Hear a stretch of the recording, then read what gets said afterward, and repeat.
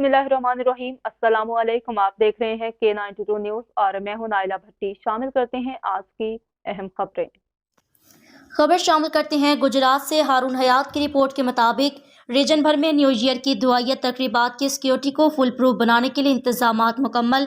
तफसीलात के मुताबिक regional police officer doctor Mohammad Akhtar Abbas की हदायत पर रीजन भर में न्यू ईयर की दुआया प्रोग्रामों की सिक्योरिटी को फुल प्रूफ बनाने के लिए इंतजामात को हतमी शक्ल दे दी गई। 4000 से ज़ायद पुलिस अफसरान व मुलाजमान फ़राइज़ मनसबी अंजाम देंगे।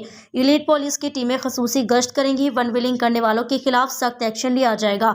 मसीही इबादती प्रोग्रामों के हवाले से गिरजाघरों को मुकम्मल तहफ़्फ़ुज़ फराहम किया जाएगा। आरटीओ गुजरात ने रीजन भर के डीपीओज़ को न्यू ईयर नाइट के सिलसिले में सिक्योरिटी को हाई अलर्ट करने का हुक्म जारी कर दिया। एसडीपीओज़ और एसएचओज़ मसीही इबादती प्रोग्रामों के इख्तिताम तक इलाके में रहेंगे। वन विलिंग की रोकथाम के लिए पुलिस की मोटरसाइकिल स्क्वाड भी मेन शहरों पर खसूसी गश्त करेंगे।